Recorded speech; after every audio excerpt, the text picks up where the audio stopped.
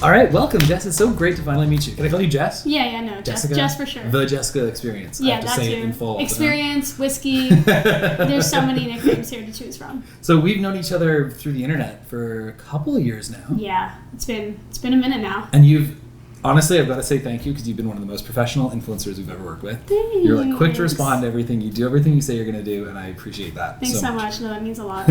Love working with you. So what's a bit of your backstory? You live in Miami. Where are you from originally, and how did you get to be doing what you're doing now? Yeah, so I was born in Miami. My dad is military, so I was raised in North Carolina, and then whenever I graduated high school, he retired from the Marine Corps, and we all moved back down here to be with our family. And so I kind of started the influencer journey via modeling. So I did like my first shoot because like a surf shop in North Carolina hit me up and was like, hey, I was like in high school and it was like the coolest thing ever. They paid me in a pair of Stance socks and I was like, this free is socks. It. I was like, this is it. So I started doing that and then I realized that I wasn't like as awkward behind the camera as I thought I was going to be. Yeah. Like I saw the photos and I was like, that's not half bad. And so, when I came to Miami, it's just full of opportunity. Yeah. So I started shooting with people and kind of just like building out my portfolio. And then kind of how I began really getting into the influencer journey was I realized that I was seeing people posting these products and then I was like, oh shit, they're getting those for free. Can I cuss? Yeah. Okay, great. So I was like, these people are getting these products for free. Like, I want to do that. I can do that. Yeah. And so how I started that was by buying the products and then shooting them with like, photographers. Because back then, like, I had never picked up a camera. So I was just like hitting up random Miami photographers and being like, hey, let's shoot. And then like bringing all my own stuff. Yeah. And then I would send them the photos and be like, hey, if you guys want more of this, send me free stuff. That's a super good hack. Because there's the trick of doing stuff for someone for free, but then actually like buying the product, shooting with it, and going. Yeah, it's a really cool way to show that. And I would even buy them like secondhand. Like it wasn't something that like I needed to buy. Like or like if a girlfriend had it, like I would borrow it. You know, I wasn't spending racks on like buying all these like expensive bikinis and everything. But when there's a will, there's a way. And cool. Now I get everything for free. Amazing. No, I'm kidding. But so you've done Miami Swim Week. You're kind of a triple threat because you shoot, you've got a podcast, you're a model, like you kind of do it, and you skateboard, so that's super cool. Yes. So you started out modeling, now you're doing podcasts as well. What's been kind of the motivation behind that? The transition, yeah. So modeling, I've never really been like super hardcore into. Yeah. It was always just like supplemental to jobs that I had. Like I worked corporate life for a few years. I have a background in marketing and PR. So it was kind of just like, like I said, always supplemental. And when I kind of merged that into influencing, they're very hand in hand. So that's what I was doing. And then influencing definitely took over modeling. Like I just didn't prioritize it as much. Like I don't want to go to like castings. It's like different because you can get paid for one post what you can get paid doing a full day of modeling. Yeah. So that I've kind of put all my attention into Instagram. And then I've been doing Instagram for influencing for a while, and things have been changing. At the Jessica Experience. Putting that here. Or there and here. Put it in all of them. And and then I feel like I have a lot more to offer than my physical self, and I just think that Instagram is a highlight reel, and it's just very shallow, and so I really wanted to kind of provide an additional line of value for my audience and my followers. And so my best friend is also, she's in the same boat as me, like influencer model, like that's how we met, was through modeling, and actually Miami Swim Week. Cool. And so this year we'll be coming up on right? Olivia Pascal. So it's one of these places here. And we met at Miami Swim Week about like 5 years ago. And so we've been doing the influencer modeling thing together, and then we both started this podcast, Whiskey and Water Podcast, and we've been doing that now for a few months. Cool. Yeah, and it's been really, really great. Very cool. Very fulfilling. Good stuff. So like, what's your goal with the podcast? What's the message you're trying to get out there to your followers, and what do you want to share? So that's actually, it's really interesting because when we first began the podcast, it has like developed and evolved so much from what we originally like thought we were going to be doing. And it's really kind of taken on this role of like a personal development podcast for millennials. Cool. And so we kind of speak to, I wouldn't say that it's like an entirely female fan base, because we have a lot of guys that watch as well. Yeah. And we have on we have different conversations. We have on like random guests, like anyone from like we had on an influencer from LA, and she kind of spoke about like her journey of like moving there, and the inspiration and motivation behind it. And then we've had on, like this past Monday, we had on a numerologist who just spoke about we spoke about spirituality and numerology and looking for signs in your life. We've had like a love coach on who spoke to us about like dating and relationships. So it's really just like our aim for every episode is just to provide our audience and listeners with some like valuable takeaways that they can kind of just take through them throughout the week. What's your ideal situation? Say 5 years down the line, where do you want to be at? That's also a great question. Big question. Yeah. I've never been one to kind of like have that. Like, I know that I want certain things for myself, but I'm also like a very go with the flow type of person. Yeah. So, I mean, ideally, I would say like, the podcast has taken off. Like, we're probably doing like live shows. Cool. Which I feel like would be a lot of fun, and like kind of like touring, doing that. And, oh, nice. Yeah.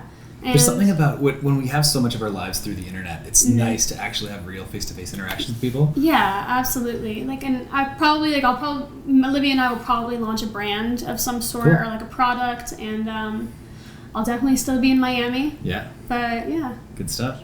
Well, if you need any tips on like sustainability stuff, if you're launching a brand of products, let me know. Yeah, absolutely. Of help course. Connect you with factories, whatever that kind of stuff. Thanks. So like I'm starting to sense this thing about like, with so much of our lives being online, I don't know if you're noticing this. This is just kind of a very random question, but are you finding that like you're texting people less or like using your phone less the last couple of years or last year? Yeah. So even something that I've been trying to just incorporate like into my life and my daily routine is like, one, like staying off my phone like a few hours before I go to bed. Yeah. I try to stay off it like first thing in the morning, but since it's like we work off our phones, I have to check it and see like what shitstorm happened overnight and check things out.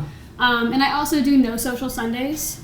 Oh, cool. Yeah, so I don't get on, and I miss a few Sundays here and there, but pretty much just don't get on social, and I try to just be as present as I can. I usually just go to the beach or go do yoga, journal, read, reflect, and it's a really good way to like start your Monday off. But yes, I've definitely noticed that I've been trying to be off. I'm so bad at texting now. Like, I used to be one of those people constantly, but now it's like, me too. You're so lucky if I respond to a text. It's crazy. It's gotten to a point where there's just so many unreads on my phone, and I'm just like, you know what, I can't keep up anymore. I can't, like, when I'm with you in person, I'm 100% here. I want to be 100% here, because it's just hard to deal with all the ebbs and flows. Yeah, absolutely. Things. And it's like, I'm in the process right now of hiring a virtual assistant, and it's like, I want to get them on my text threads so that like, but it's like, it's difficult because like, you don't want like your assistant to be like responding to a friend, but it's also like I can't do the back and forth of like setting up a friend date or something, I want to,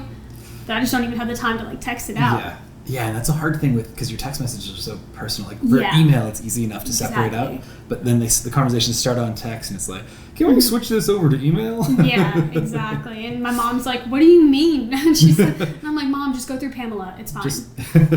So do you have a virtual assistant now?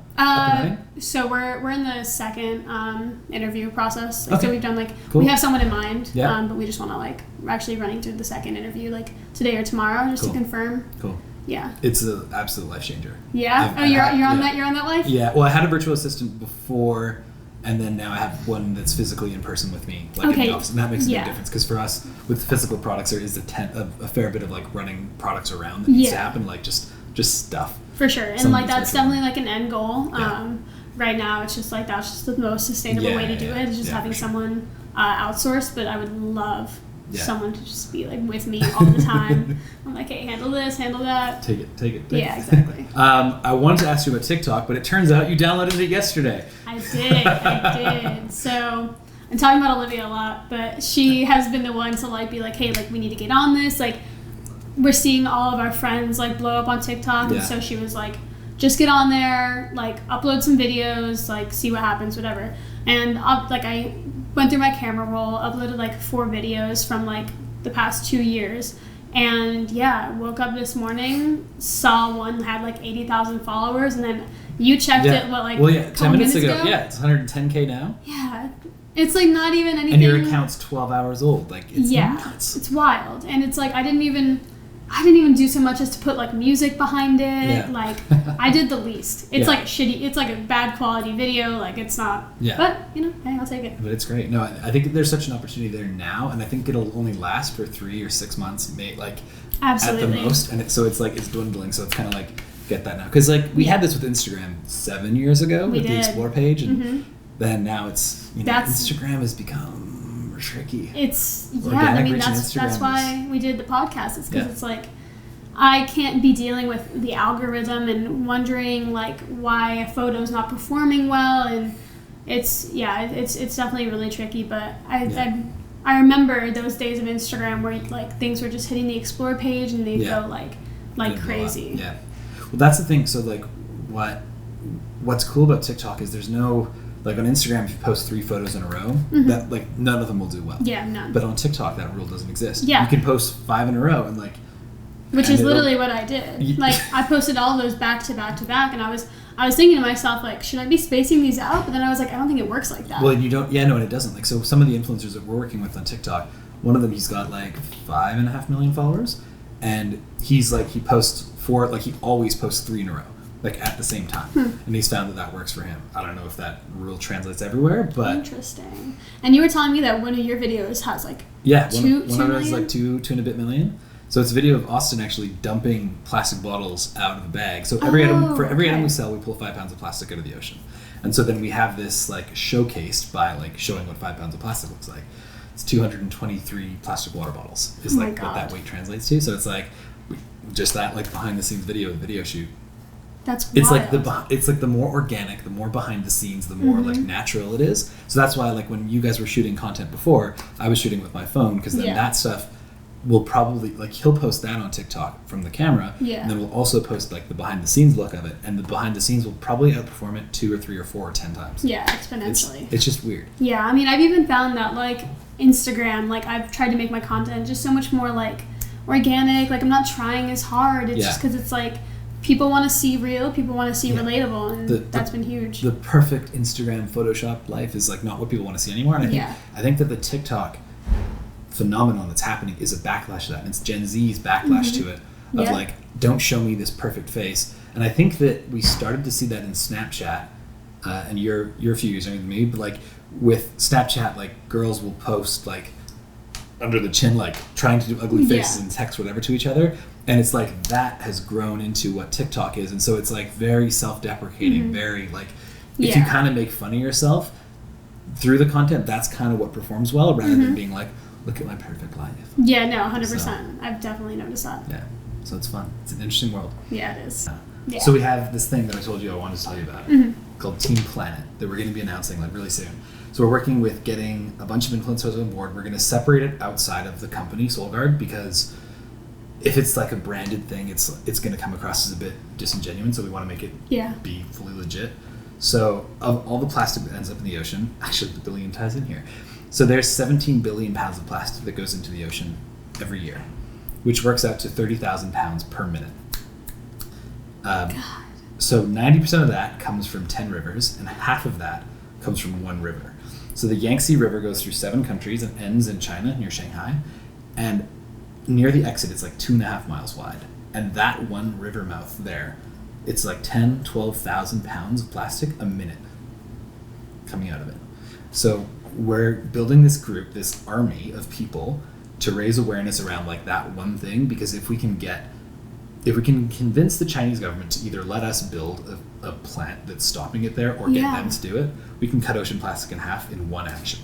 And then if we can do that and apply that same principle to the other 10 rivers, the other 9 rivers, you'll cut out like 80% of ocean plastic. That's so interesting though, because I feel like a lot of the times we see these numbers, like these huge inflated numbers, and we're like, living in Miami, I'm near the ocean and rivers literally at all times. So it's kind of interesting because it's like, I know that amount of plastic is in the ocean, but it's like, where is it coming from? And it's like, you've pinpointed It's- just like multiple yeah. points where Yeah. it's like, this is where we can stop it. Well, It's and huge. that's so like if you think about it, when you're here by the beach, it's easy to imagine if you leave a plastic bottle on the beach, it'll get in the ocean. Mm-hmm. Easy enough. But when you live inland, people don't think about it. But every cigarette butt that gets stomped on the ground, cigarette butts are plastic. When the Mm-hmm. rainwater washes that into the drainage system, where do you think the drainage system goes? Straight to the ocean. I mean, yes, it's supposed to go through filtrations, but small stuff gets past it. For sure. So like it's all these tiny little pieces that every single person does, and then in certain countries where things aren't controlled as much, people will dump like larger amounts into a river or somewhere where it's just like, and then the rain will take it and it goes out. So the scientists that have done a lot of this work for National Geographic, and they're like studying all the estuaries throughout these 10 rivers about like where it's coming from. Mm-hmm. And so I think it's a really amazing opportunity that we have in life now at this time to actually make a big change. Yeah. Because the ocean, 3 billion people rely on the ocean for their primary source of protein. So they eat fish or squid or seaweed or whatever. And so it's like the fish that are eating these microplastics or the whale, like it's affecting our food chain. So Absolutely. we as humans in the Western world, I don't know about everywhere else, but in the Western world, we eat a credit card worth of plastic every week in microplastic in our food. I don't eat fish. And it's but like I'm not no, eating no, credit no, no. cards.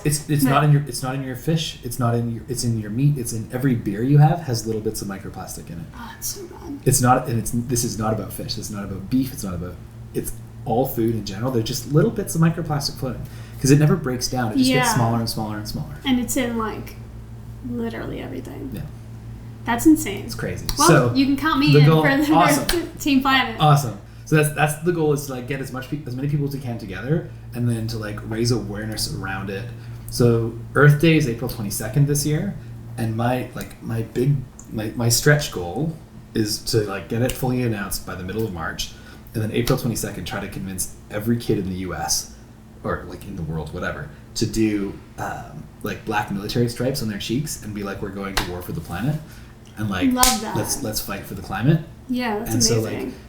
like, if we can get that kind of awareness, it's something that could really just take things by storm. Yeah, because again, this absolutely. transition from online to real life, Mm-hmm. everyone's been doing stuff online. I think it's really cool to see Yeah, it come out this way. So for sure. And Anyway, people love to get behind like a movement like that. yeah, I mean, whether or not it's for, the right reasons, or Yeah. if it's because Well, it's like a cool thing. yeah. So I feel like tying both of those in together Yeah. is the key to. And that's where like separating it from the business, it's like, Mhm. yeah, our business is also working on an ocean plastics thing, but it's like it's not directly promoting it, because if it was, nobody would want to do it, 'cause it's, Yeah, it would feel disingenuous. yeah. And so like the thing is like, if we can do this, and if we can actually be a driving force in helping cut ocean plastic in half, we can do that within a couple of years. Yeah, absolutely.